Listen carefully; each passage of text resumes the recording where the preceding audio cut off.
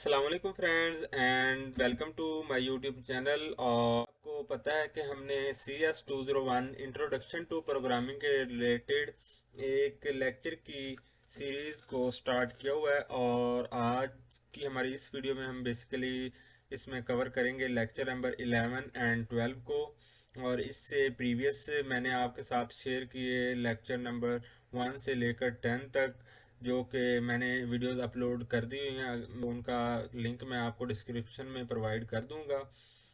और I hope so कि अगर आपने वो वीडियोस देखे हैं तो आपको प्रोग्रामिंग के रिलेटेड काफ़ी सारे कॉन्सेप्ट्स जो है ना क्लियर हो गए होंगे। और मेरे ख्याल से आप अब कुछ छोटे मोटे प्रोग्राम भी राइट करने के काबिल हो गए होंगे। और आज से हम एक न्यू टॉपिक स्टार्ट करेंगे हमारा प्रोग्रामिंग के रिलेटेड। तो बिना टाइम वेस्ट किए हम अपनी वीडियो की जानिब बढ़ते हैं। तो वीडियो की जानिब बढ़ने से पहले मेरी एक आपसे रिक्वेस्ट है, अगर आप मेरे चैनल पर न्यू हैं तो काइंडली मेरे चैनल को सब्सक्राइब कर लें और बेल आइकॉन पर भी ज़रूर प्रेस कर दें ताकि हर आने वाली न्यू वीडियो का नोटिफिकेशन आपको टाइम पर मिलता रहे। ठीक है जी। तो बढ़ते हैं नेक्स्ट। हमारे पास आज का एजेंडा क्या है हमारे पास वीडियो का। तो फ्रेंड्स बेसिकली जो आज की हमारी समरी है इस लेक्चर की वो हम देख लेते हैं। समरी में हमारे पास फर्स्ट ऑफ ऑल तो है इंट्रोडक्शन टू एरेज, मतलब कि हमारे पास एरेज बेसिकली क्या होती हैं और इनिशियलाइजेशन ऑफ एरेज, हम इनको डिक्लेयर कैसे करते हैं और इनिशियलाइज कैसे करते हैं।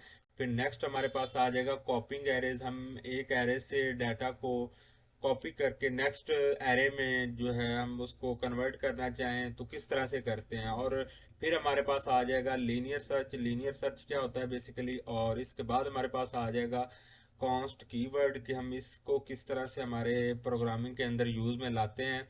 और फिर इसके बाद हमारे पास initialization of character arrays, basically हम करेक्टर एरेज को किस तरह से जो है हमारे एरेज में इनिशलाइज करते हैं। और फिर हमारे पास सॉर्टिंग एरेज आ जाएगा, बेसिकली हम सॉर्टिंग किस तरह से परफॉर्म करते हैं हमारे एरेज के अंदर। और फिर searching arrays, at the end हम सर्चिंग एरेज को डिस्कस करेंगे। और हमारी फर्स्ट स्लाइड की तरफ बढ़ने से पहले मैं आपको बताता चलूँ कि ये मेरा बेसिकली 11 और 12th लेक्चर लास्ट लेक्चर होगा। अगर मुझे इन प्रीवियस लेक्चर्स से रिस्पांस अच्छा ना आया तो बेसिकली अगर आपको फ्रेंड्स ये लेक्चर अच्छे लग रहे हों और काफ़ी हेल्पफुल हों तो नीचे कमेंट सेक्शन में आप कमेंट कर दीजिएगा ताकि मैं नेक्स्ट जो इसी सीरीज़ को कंटिन्यू रखूं और नेक्स्ट जो लेक्चर की शॉर्ट वीडियोस हैं वो भी आपके साथ शेयर कर दूंगा। ठीक है जी। तो बढ़ते हैं हमारे आज के इस लेक्चर की जानिब। और एट द एंड हम एक और भी कंसेप्ट जो है ना वो डिस्कस करेंगे, वो हमारे पास होगा मल्टी डायमेंशनल एरेज, कि हम बेसिकली एरेज के अंदर डायमेंशंस किस तरह से बनाते हैं और उनका क्या पर्पज़ है हमारे पास। ठीक है जी। तो फर्स्ट ऑफ ऑल तो हमारे पास है जी introduction of arrays. Basically arrays क्या होती हैं। आप एरेज को अगर सिंपल वर्ड में मैं आपको बताना चाहूँ तो arrays are data structures that allow you to store multiple values of the same type under a single variable name. पहले हम प्रीवियस लेक्चर्स में हम देखते रहे और कुछ हमने प्रोग्राम भी राइट किए। तो बेसिकली हमने उसमें क्या किया कि हम वेरिएबल को एक एक वेरिएबल को डिक्लेयर करते थे और फिर उसको इनिशियलाइज करते थे। ठीक है जी।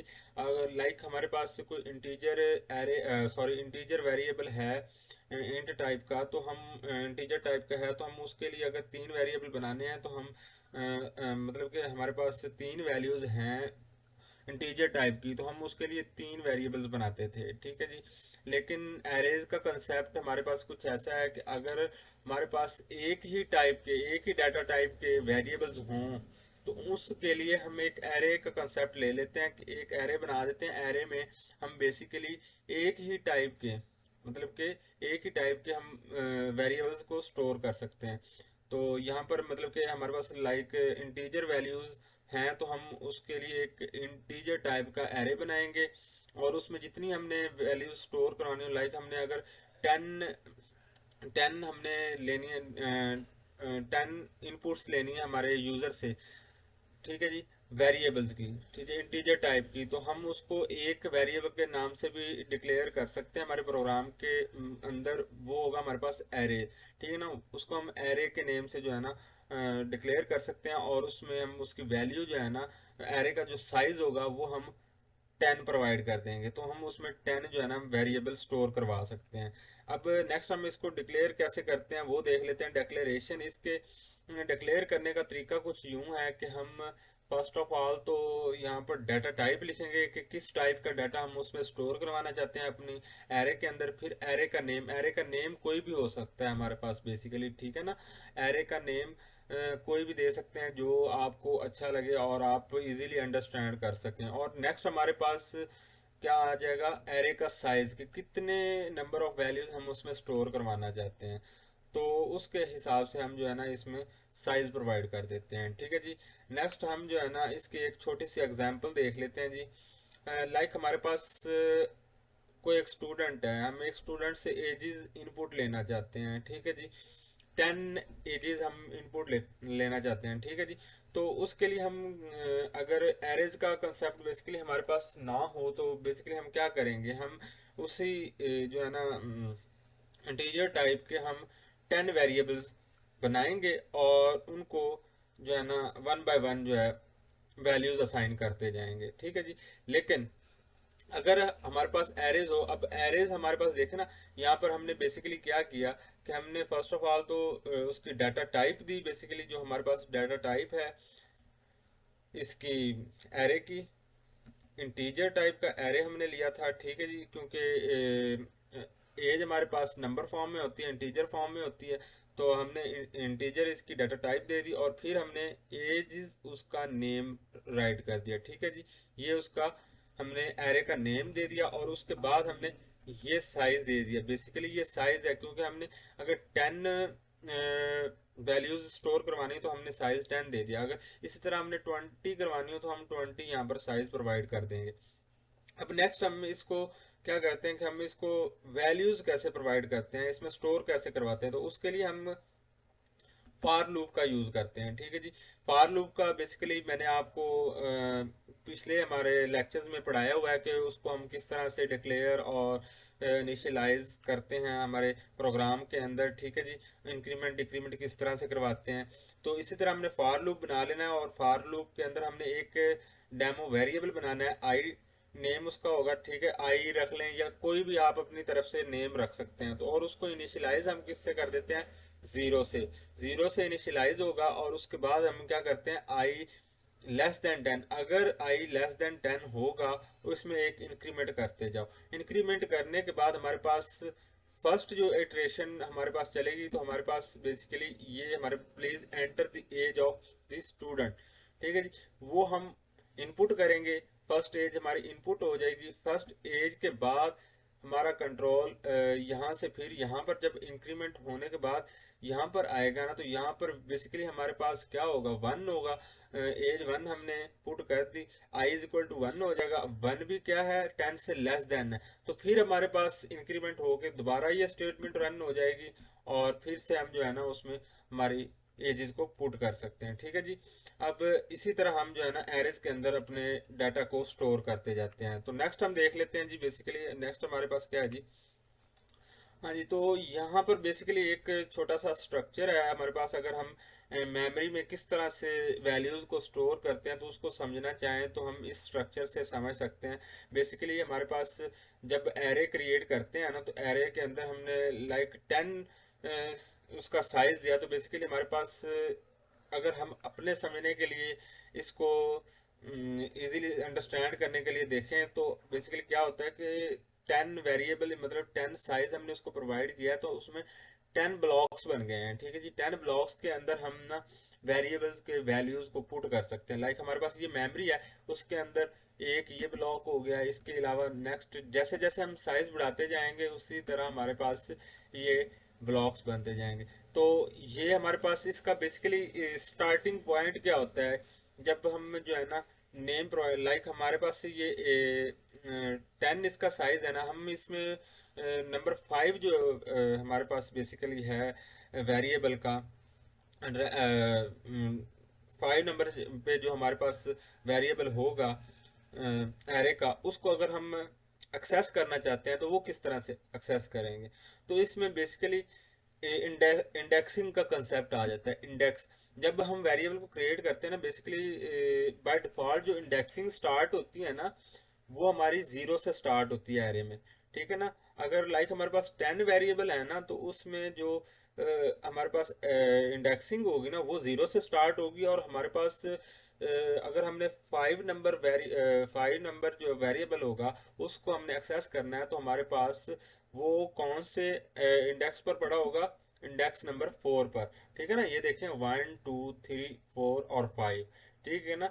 हमने जो एक्चुअल वैल्यू होगी उससे 1 जो है ना माइनस करके, तो वो उसका इंडेक्स आ जाएगा, उसका जो है ना एक्सेस पॉइंट आ जाएगा, उस पर हम उसको एक्सेस कर सकते हैं।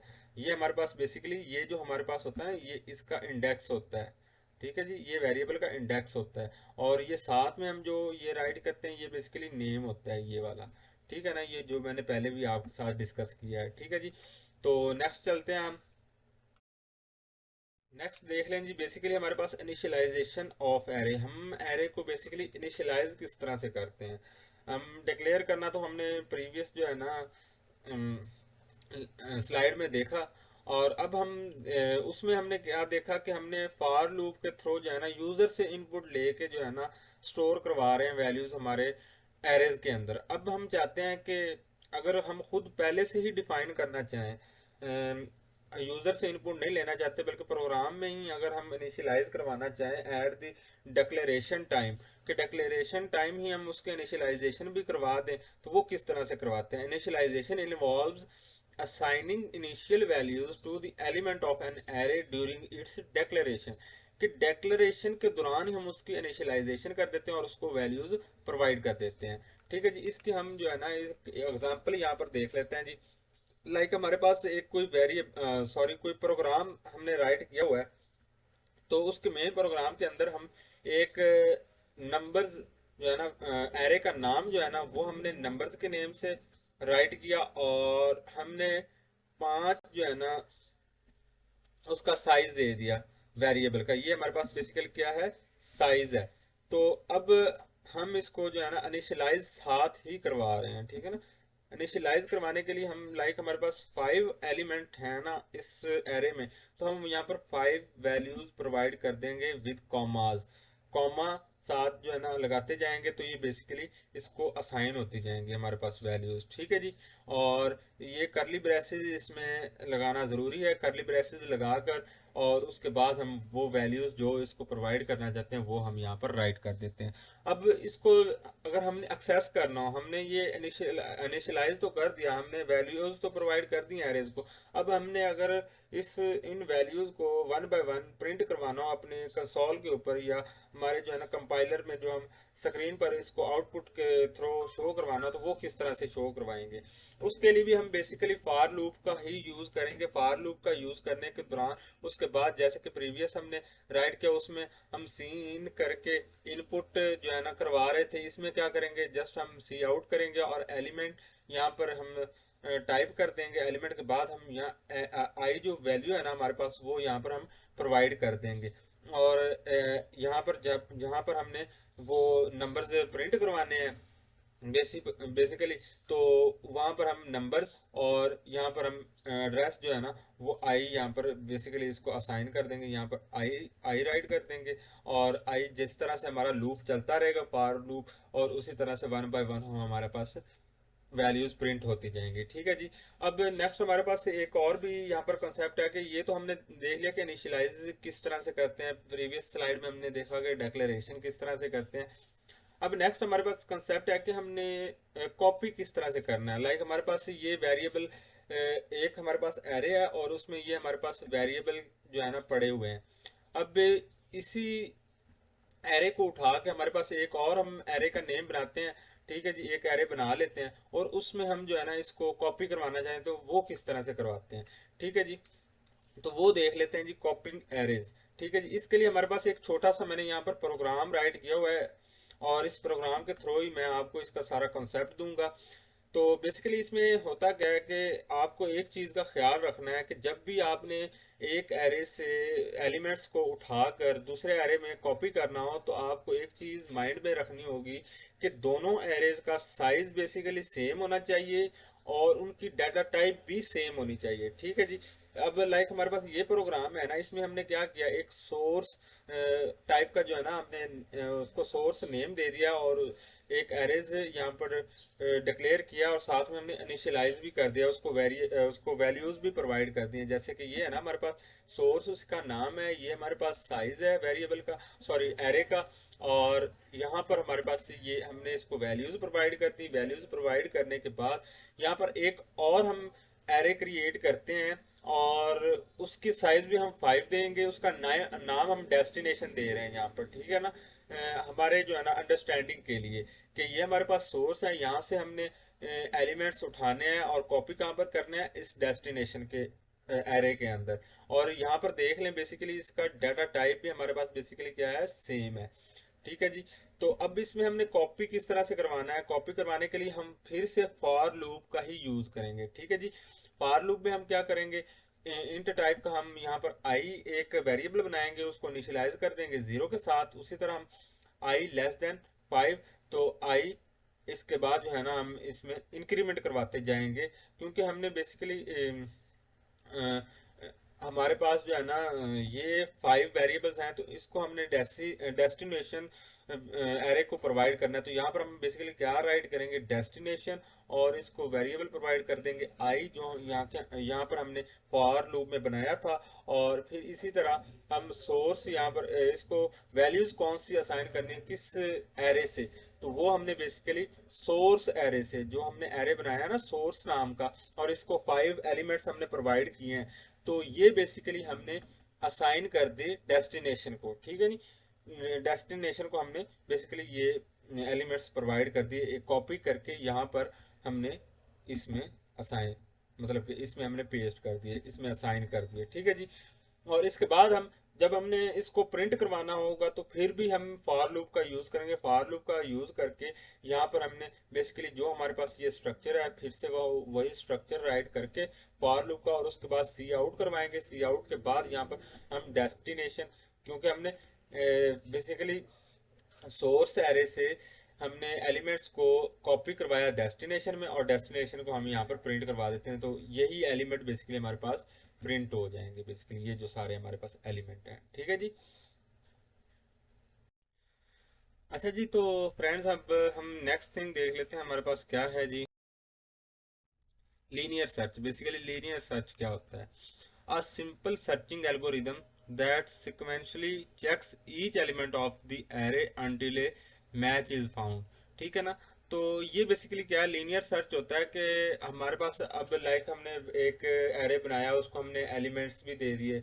अब हमें नेक्स्ट हमें नीड पड़ती है कि हम उसमें से जो है ना डिफरेंट एलिमेंट्स को, डिफरेंट वैल्यूज़ को सर्च करना चाहते हैं। ठीक है जी। देखना चाहते हैं कि वहाँ पर आया हमारी वैल्यू सही से है, मतलब सही हमने वैल्यू पुट की या नहीं, या कोई और फर्दर हम किसी भी मतलब के हमारे काम के लिए हम सर्च करना चाहते हैं हमारे एरे के अंदर। तो वो उसमें लीनियर सर्च का एक कॉन्सेप्ट आता है। लीनियर सर्च हमारे पास बेसिकली होती है, ये सर्चिंग एल्गोरिदम एक ऐसा एल्गोरिदम है जिसमें हम वन बाय वन जो है ना हर एलिमेंट को चेक करते हैं कि आया ये एलिमेंट हमारी सर्चिंग कंडीशन के मुताबिक है कि नहीं, जो हम एलिमेंट सर्च करना चाहते हैं हमारे पास वही आ रहा है या नहीं।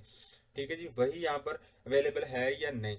ठीक है जी। तो इसमें बेसिकली क्या होता है, ये जैसे हमारे पास एक, मैंने यहाँ पर एक छोटा सा एरे बनाया हुआ है, तो इसमें हमने वैल्यूज़ प्रोवाइड की हुई हैं 5, 10, 25, 33 और 40 और 45, और नेक्स्ट हमारे पास 50 आ जाएगा। तो बेसिकली हमारे पास इसमें सर्चिंग किस तरह से होगी, सर्चिंग बेसिकली हमारे पास ऐसे होगी, अगर लाइक हमारे पास यहाँ पर हमने 30 को सर्च करना है, 33 को सर्च करना है, तो इसके लिए हम क्या करेंगे, इसमें लीनियर सर्च में क्या होगा कि ये पहले तो हमारे पास फर्स्ट एलिमेंट को चेक करेगा, देन हमारे पास सेकंड एलिमेंट को चेक करेगा कि ये 30 के इक्वल है या नहीं, फिर हमारे पास ये नेक्स्ट जंप कर जाएगा 25 को चेक करेगा, फिर इसी तरह 33 को, और जहाँ पर 33 आ जाएगा वहाँ पर ये बेसिकली स्टॉप कर जाएगा हमारे पास हमारा प्रोग्राम, और हमारे पास वो वैल्यू प्रिंट हो जाएगी। ठीक है जी। अब इसी तरह नेक्स्ट चलते हैं जी, दी कीवर्ड कॉन्स्ट। कॉन्स्ट कीवर्ड का हम बेसिकली किस पर्पज के लिए यूज में लाते हैं हमारे प्रोग्राम के अंदर। कॉन्स्ट बेसिकली नाम से ही जाहिर हो रहा है कि किसी चीज को ना कांस्टेंट बनाने के लिए हमारे पास यूज में आता है। तो बेसिकली आपने ये माइंड में रख लेना कि ये हमारे पास कॉन्स्ट कीवर्ड कांस्टेंट वैल्यूज पर वेरिएबल को, सॉरी, एरेज को ना कांस्टेंट बनाने के लिए यूज में आता है। The const keyword specifies that A variables value can not be changed, कि हम उस वैल्यू को उस वेरिएबल की वैल्यू को चेंज नहीं कर सकते। अगर हमने लाइक हमारे पास से ये है एक कॉन्स्ट इंट एरे साइज, हम 100 जो है ना एरे साइज देते हैं। ठीक है जी। और उसके फर्स्ट में ना हम कॉन्स्ट कीवर्ड का यूज कर लेते हैं। कॉन्स्ट कीवर्ड का बेसिकली यूज हम फर्स्ट पे करते हैं। ठीक है ना। और वो हमारे पास से कांस्टेंट हो जाता है, उसकी वैल्यूज हमारे पास चेंज नहीं होती वेरिएबल की। ठीक है जी। लाइक हमारे पास एक एरे साइज है, उसका हम वेरिएबल नेम दिया हुआ है एरे साइज, और उसको हमने असाइन कर दिया है 100, और उससे पहले हमने कॉन्स्ट कीवर्ड लगा दिया। तो ये हमारे पास बेसिकली कांस्टेंट हो गया, इसकी वैल्यू हमारे पास चेंज नहीं हो सकती हमारे पूरे प्रोग्राम के अंदर। ठीक है जी। देख लेते हैं जी, हमारे पास है जी इनिशियलाइजेशन ऑफ करेक्टर एरेज के। बेसिकली हम करेक्टर एरेज, पहले तो हमने प्रीवियस हमारी स्लाइड्स में हमने देखा कि हम जो हमारे पास इंटीजर टाइप की एरेज, इंटीजर टाइप की वैल्यूज होती हैं, तो उसको हम करेक्टर में किस तरह, सॉरी, एरे में किस तरह से सेव करवाते हैं। अब नेक्स्ट हमारे पास है जी करेक्टर एरेज के। हमारे पास जो करेक्टर्स स्ट्रिंग दी होती हैं या करेक्टर हमारे पास दिए होते हैं, तो उसको हम अपने एरे के अंदर किस तरह से बेसिकली स्टोर करवाते हैं। तो उसके लिए हमारे पास से ये एक छोटा सा कंसेप्ट है, ये देखें जी। यहाँ पर बेसिकली हम चार चार हमारे पास है जो कि बेसिकली हमारे पास डाटा टाइप है हमारे वेरिएबल्स की। ठीक है जी। तो यहाँ पर हमने करेक्टर, क्योंकि हमने यहाँ पर करेक्टर स्टोर करवाने हैं अपने एरे के अंदर, तो हम यहाँ पर करेक्टर का यूज में लाएंगे, और यहाँ पर हम ये कीवर्ड यूज करेंगे, क्योंकि इंटीजर टाइप में हम इंट का यूज करते हैं और करेक्टर टाइप में हम चार का यूज करेंगे। और उसके बाद हमने यहाँ पर नेम देना है वेरिएबल का, और उसके बाद साइज देनी है, और उसके बाद डबल कोटेशन में हमने उसको करेक्टर एरे प्रोवाइड करना हो वो हम प्रोवाइड कर देते हैं। ठीक है जी। लाइक ये हमारे पास ART कोड क्रिएटर है। और इसके बारे में एक और चीज़ माइंड में रख लें कि जब हम करेक्टर एरे, जब हम इसको साइज देते हैं ना, साइज देने के बाद जब हम इसको करेक्टर्स प्रोवाइड करते हैं, तो बेसिकली हमारे पास ये जो स्पेस होती है ना, ये भी हमारे पास काउंट हो रही होती है। तो अब लाइक हमारे पास ये एक मैंने करेक्टर एरे राइट किया, तो इसमें हम काउंट कर लेते हैं कि हमारे पास कितने करेक्टर्स हैं। बेसिकली हमारे पास बेसिकली ART ये 3 हो गया, और उसके बाद CODE कोड, और ये हमारे पास 4 हो गया। तो 4 और 3 हमारे पास 7 हो गया। और इसके बाद हमारे पास ये स्पेस को भी आपने काउंट करना है, 7, और ये हमारे पास स्पेस है, तो ये क्या हो गया हमारे पास 8 हो गया। और उसके बाद ये भी हमारे पास एक स्पेस है, 8 और 1 9 9, और उसके बाद हमारे पास 9 10 11 12 13 14 15 एंड 16, टोटल हमारे पास इसमें कितने करेक्टर आ रहे हैं, 16। ठीक है जी। तो ये हमारे पास बेसिकली 16 करेक्टर हमारे पास स्टोर हो रहे हैं। अगर हम इसमें 20 हमारा करेक्टर की जो लेंथ है ना, जो साइज है उसका, वो बेसिकली अगर एरे के साइज से अबव कर जाएगा ना, तो एरे जो है ना बेसिकली क्या करेगा, उसको जो नेक्स्ट हमारे पास लेंथ होगी ना करेक्टर की, उसको स्किप कर देगा। लाइक हमारे पास ये तो अभी 16 करेक्टर्स है ना हमारे पास। अगर हम यहाँ पर आ जाते हैं हमारे पास 21 22, तो बेसिकली हमारे पास ये एरे क्या करेगा, ये ओनली हमारे पास जितना हमने साइज प्रोवाइड किया है ना 20, तो 20 करेक्टर्स ही लेगा। ठीक है ना, प्रिंट करवाने के लिए अपने पास प्रोग्राम में। बाकी जो एरेज होंगे, एरेज में हमारे पास जो करेक्टर्स होंगे ना, उनको स्किप कर देगा बेसिकली। ठीक है जी। अब नेक्स्ट हम देखते हैं जी। तो इसकी हमारे पास ये जो डेफिनेशन हमारे पास ये जो प्रोवाइड की हुई है ना, तो वो देख लें। Character arrays are arrays specifically design to hold sequence of characters. ये हमारे पास सीक्वेंस ऑफ करेक्टर्स को स्टोर करने के लिए ना यूज में आता है। ठीक है जी। सच एज स्ट्रिंग्स, हमारे पास कोई भी स्ट्रिंग हो सकती है। ठीक है जी। उसको स्टोर करवाने के लिए हम करेक्टर एरेज का यूज में लाते हैं। ठीक है जी। अब नेक्स्ट हमारे पास है जी सॉर्टिंग एरे। हम एरेज के अंदर सॉर्टिंग किस तरह से करते हैं। ठीक है जी। sorting arrays rearranges their elements in a specific order such as ascending or descending order। अब देखें जी कि बेसिकली इसमें क्या होता है कि हम एरेज के अंदर जो भी हमारे एलिमेंट्स हैं ना उसको अपने अकॉर्डिंग अगर हम अरेंज करना चाहते हैं ना तो उसके लिए हम सॉर्टिंग का यूज करते हैं बेसिकली, ठीक है जी।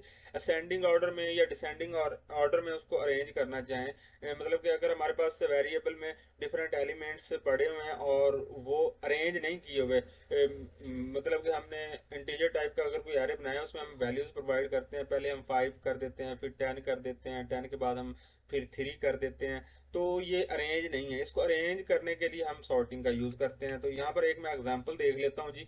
जी हमारे पास लाइक एक एग्जांपल है 5 है, इसमें हमने फर्स्ट जो है ना इसमें एलिमेंट स्टोर किया 5, सेकंड हमने 10 स्टोर किया, 10 के बाद 33 और 33 के बाद हमने 25 और फिर 20 एंड 45, फिर नेक्स्ट हमने 50। तो अब यहाँ पर देखें हमारे पास पहले तो 5 है, ये ठीक है, सही लोकेशन पर है, 5 हमारे पास स्मॉल है, और उसके बाद हमारे पास इससे 5 से लार्ज आ रहा है 10, 10 के बाद हमारे पास 13, 13 के बाद अब देखें सॉरी 33 और 33 के बाद हमारे पास आ रहा है जी 25, ठीक है। तो 25 हमारे पास बेसिकली 33 से लेस है, छोटा है। तो अब इसको हमने अरेंज करना है, अगर अरेंज करेंगे तो ये हमारे पास क्या बेसिकली इसका रिजल्ट आ जाएगा, वो हमारे पास आ जाएगा बेसिकली, ये हमारे पास रिजल्ट आ जाएगा 5, 10, 20। 20 को अरेंज करना मतलब 20 को यहाँ से उठाकर हम यहाँ पर प्रोवाइड कर देंगे, 20 के बाद ये हमारे पास 25 और 33 को हम यहाँ पर इसकी लोकेशन पर रख देंगे, तो हमारे पास ये बेसिकली अरेंज हो जाएंगे सारे एलिमेंट्स, ठीक है जी। यहाँ पर 5, फिर 10, फिर 20, फिर 25, 33, 45 एंड 50, ठीक है जी। तो इस तरह से बेसिकली हम अपने जो है ना एरेज के अंदर सॉर्टिंग कर सकते हैं, ठीक है जी। तो सॉर्टिंग बेसिकली हम इसको प्रोग्राम के अंदर किस तरह से करेंगे वो इंशाल्लाह फर्दर आने वाली वीडियो में मैं ना आपको बता दूंगा जब हम इसकी प्रैक्टिकल इम्प्लीमेंटेशन करेंगे। और अगर आपको ये लेक्चर अच्छे लग रहे हों और अगर आपने प्रैक्टिकल इम्प्लीमेंटेशन अगर आप चाहते हैं कि उसके रिलेटेड मैं वीडियो बना दूं तो काइंडली हमारे जो है ना कमेंट सेक्शन में आप कमेंट कर सकते हैं और मैं आपको बना के दे दूंगा, ठीक है जी। अब हमारे पास नेक्स्ट है जी सर्चिंग एरेज। बेसिकली हम एरेज के अंदर सर्चिंग किस तरह से करते हैं। Searching arrays involves looking for specific elements with in the array, कि हमने जब भी किसी एक स्पेसिफिक एलिमेंट को जो है ना सर्च करना हो हमारे एलिमेंट के अंदर, हमारे एरे के अंदर, तो हम सर्चिंग का जो है ना कंसेप्ट माइंड में लाते हैं। इससे पहले हमने लीनियर सर्च के बारे में देखा। लीनियर सर्च में बेसिकली क्या होता है कि हम वन बाय वन जो है ना एलिमेंट को चेक करते जाते हैं और जहाँ पर हमारी वैल्यू मैच कर जाती है हम उसको जो है ना उठा के शो करवा देते हैं, ठीक है जी। लेकिन सर्चिंग एरे में क्या होगा, इसमें हमने बेसिकली स्पेसिफिक एलिमेंट, जो हम एक एलिमेंट लेना चाहते हैं उसको सर्च करेंगे, हम one by one her element को चेक नहीं करेंगे। तो इसके लिए हम कौन सा मेथड यूज करेंगे वो हम देख लेते हैं जी। लाइक हमारे पास ये एक एरे है हमारे पास, ठीक है जी। अब इसमें हम सर्च किस को करना चाहते हैं, 15 को सर्च करना चाहते हैं।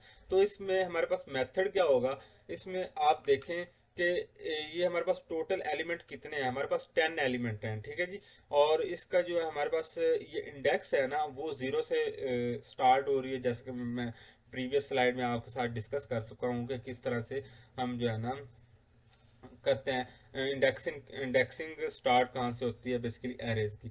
तो ये हमारे पास से 9 तक इसकी इंडेक्सिंग जा रही है। अब इसमें अगर हमने एक स्पेसिफिक एलिमेंट 15 को फाइंड करना है तो हम क्या करेंगे, हम फर्स्ट इटरेशन चलाएंगे, उसमें क्या करेंगे देखेंगे कि इसमें सबसे लोएस्ट जो है ना पॉइंट कौन सा है, वो हमारे पास है जी 5, और सबसे हाईएस्ट पॉइंट कौन सा है हमारे पास 50, ठीक है जी। हाईएस्ट पॉइंट 50 और लोएस्ट पॉइंट 5, और इसका हमने देख लेना है बेसिकली मिड मिड पॉइंट कौन सा है। ये हमारे पास 10 एलिमेंट है ना, तो 10 को हम जब 2 पर डिवाइड करेंगे तो हमारे पास बेसिकली आंसर क्या आ जाएगा, आंसर आ जाएगा हमारे पास 5।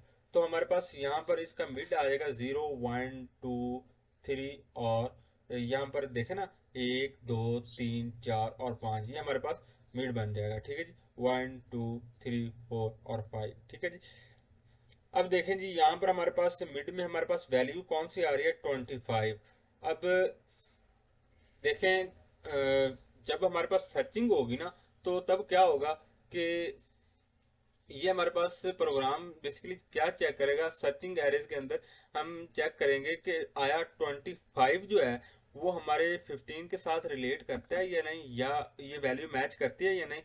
तो बेसिकली ये नहीं मैच करती, तो इससे हमें क्या जाहिर हो गया कि 25 जो है ना ये, और हम ये भी देखा जाएगा प्रोग्राम के अंदर कि ये लेस देन है या ग्रेटर देन है, कि 25 जो है ना 15 से लेस देन है या ग्रेटर देन है। ठीक है जी। तो अब यहाँ पर देखें कि हमारे पास हो क्या रहा है, 15, ये 25 जो है ना ये 15 से अबव है। तो हमें यहाँ पर बेसिकली क्या होगा कि इसमें जो है ना सर्च करने की जरूरत नहीं पड़ेगी, इस जो है ना इस पोर्शन को हम बेसिकली स्किप कर देंगे। ठीक है जी। ये क्योंकि जाहिर सी बात है, ये हमारे पास 25 इससे अबव है, तो ये भी वैल्यूज इससे अबव ही होंगी।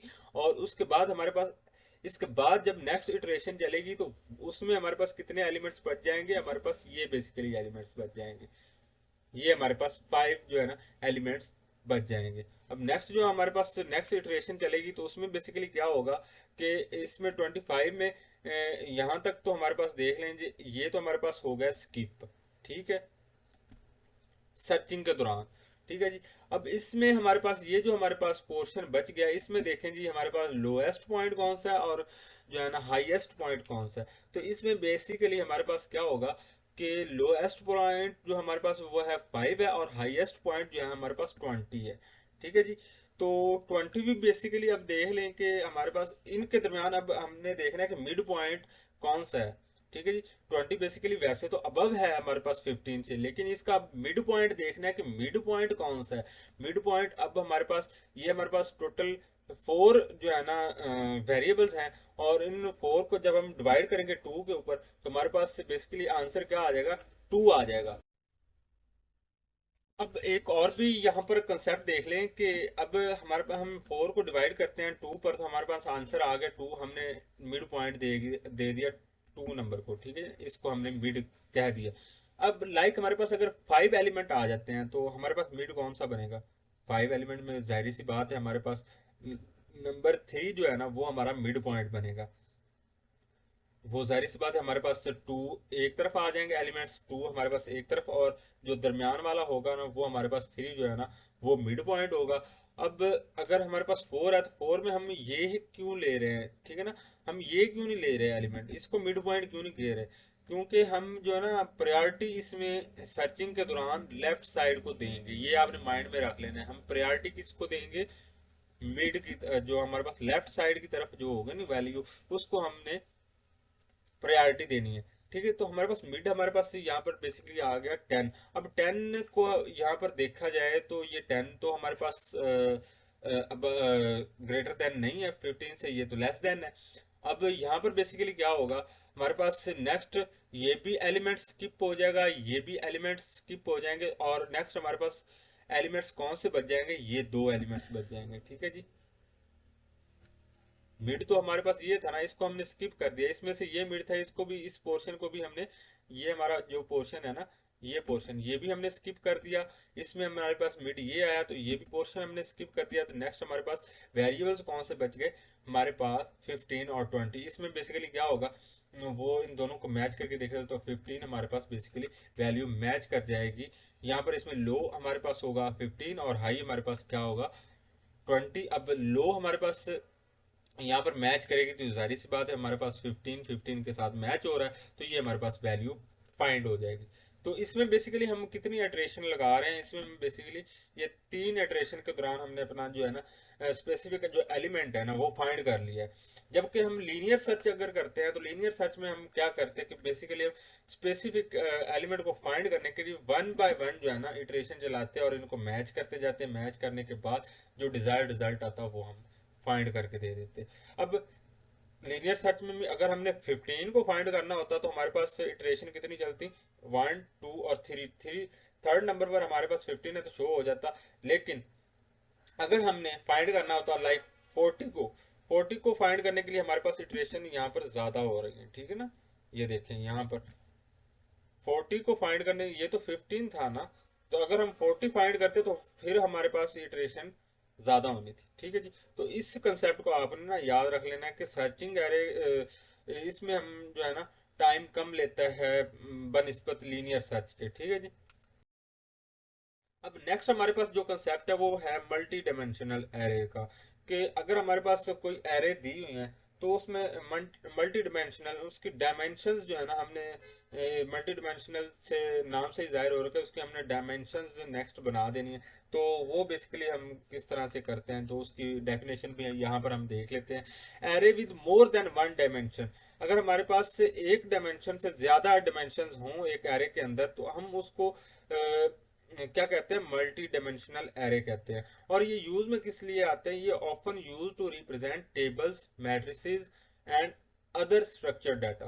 कि हम किसी भी स्ट्रक्चर डाटा को अगर रिप्रेजेंट करवाना चाहते हैं अपने प्रोग्राम के अंदर, तो हम मल्टी डायमेंशनल एरेज का यूज में लाते हैं। उसमें हम टेबल्स, मैट्रिसेस कोई बनाने हों या टेबल हमने कोई बनाना हो, तो हम इन मल्टी डिमेंशनल एरेज का यूज में करते हैं। इसमें हमारे पास बेसिकली 2D एरे आ जाता है, 3D एरे आ जाता है। तो यहाँ पर एक मैंने डेक्लेरेशन बताई हुई कि हम इसको डिक्लेयर बेसिकली किस तरह से करते हैं 2D एरे को। ठीक है ना। ये हमारे पास कोई भी मैट्रिक्स बनाना हो तो उसको, इसकी डिक्लेरेशन करने के लिए हम बेसिकली उसकी पहले तो डाटा टाइप देंगे कि हमने उसमें वैल्यूज कौन सी प्रोवाइड करनी है, फिर उसके बाद हम उसका नेम दे देंगे। नेम के बाद जितनी डिमेंशन उसके बनानी हो हम यहाँ पर बना देते हैं।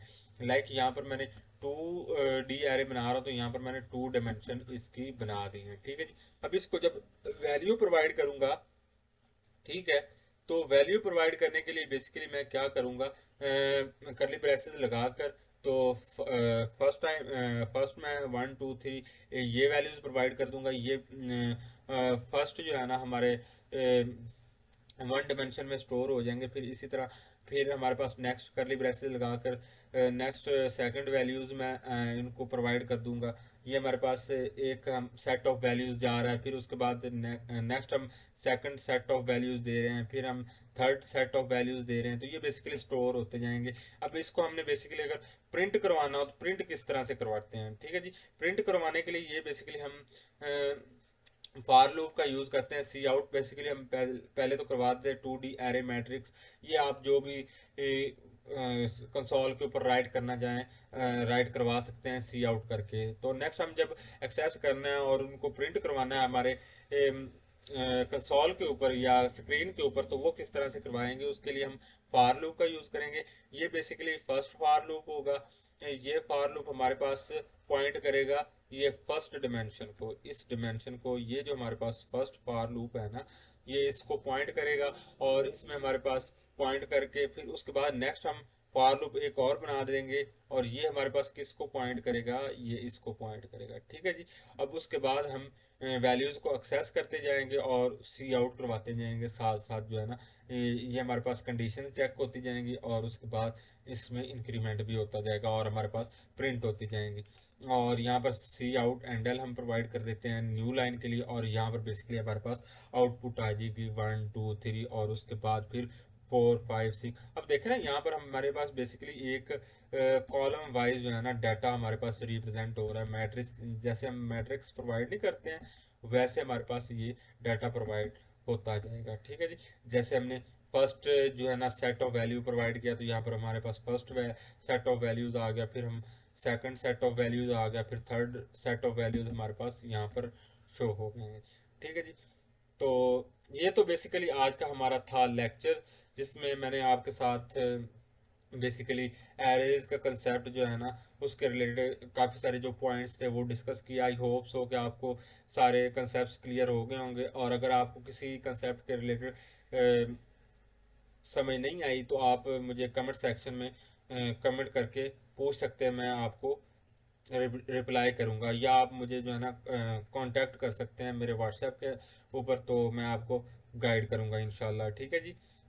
और फ्रेंड्स, अगर आपको ये लेक्चर काफ़ी अच्छे लग रहे हो तो अगर आप चाहते हैं कि ये नेक्स्ट जो है ना वीडियोस भी मैं इसके इसी सीरीज़ की जो है ना रिकॉर्ड करूं, तो आप कमेंट सेक्शन में मुझे जो है ना बता सकते हैं तो मैं इसकी जो है ना ये सीरीज़ साथ ही जो है ना जारी रखूँगा। ठीक है जी। तो मिलते हैं इंशाल्लाह हमारे नेक्स्ट लेक्चर के अंदर या नेक्स्ट किसी सीरीज़ के अंदर। तब तक के लिए अपना ख्याल रखिएगा। अल्लाह हाफिज़।